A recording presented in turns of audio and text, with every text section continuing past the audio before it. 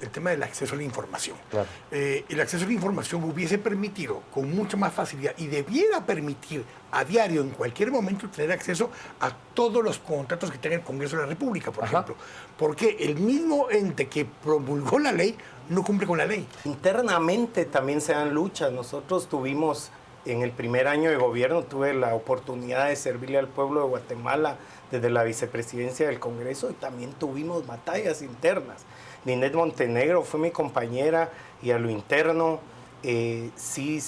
digamos, hay cosas bien importantes que nunca se da la información. Para pedir información a un director financiero a veces es muy difícil, uno como diputado. A los propios diputados le niegan el acceso a esa información. Sí, a veces es difícil y uno se ve en la necesidad de poder citar a un director de cualquier, digamos, de las entidades y las diferentes direcciones del Congreso.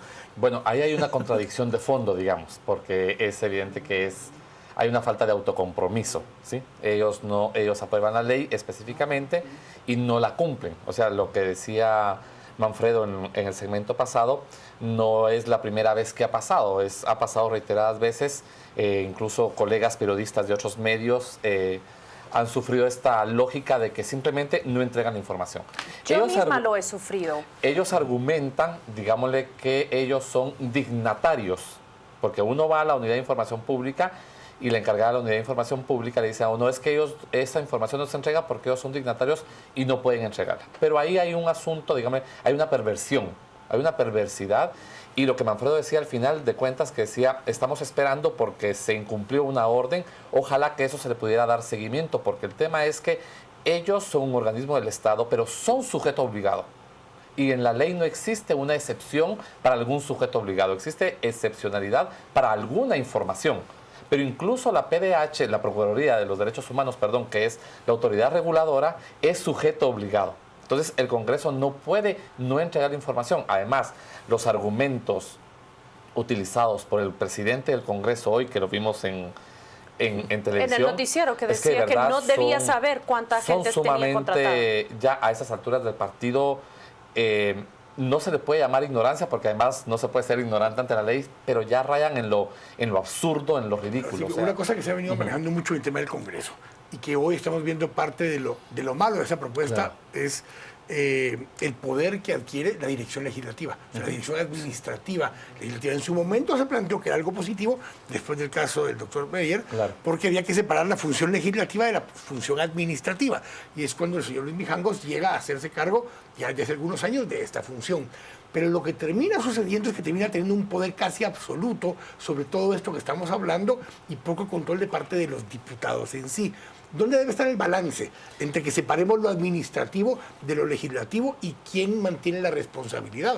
Claro, yo creo que ahí lo que habría que hacer es realmente ver cómo se hace un análisis del diseño institucional del Congreso después de esta división. Pero evidentemente no meternos a un diagnóstico tan profundo porque nos vamos a pasar 5 años o una legislatura haciendo esto.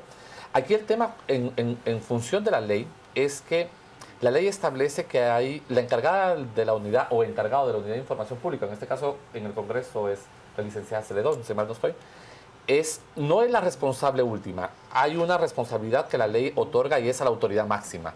Y en este caso no es la dirección legislativa. La autoridad máxima es la presidencia del Congreso. Hay cierta información, según la misma ley de acceso a la información pública, que es obligatoriamente, tiene que estar disponible todo el tiempo. Entre ellas están los contratos. Por supuesto.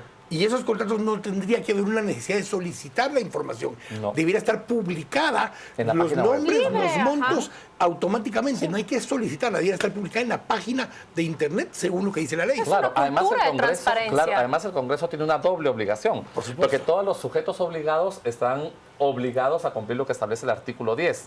Pero en la ley hay un artículo especial para el organismo ejecutivo, que es el 11, para el organismo judicial, que es el 12, y para el organismo legislativo, que es el 13. O sea, además de los 29 incisos que establece la ley en el artículo 10, que al final se convierte como en 92, el Congreso está obligado a cumplir como 9 o 10 incisos más que establece el artículo 13, entre ellos el listado de asesores, porque ha sido una preocupación durante muchísimos años.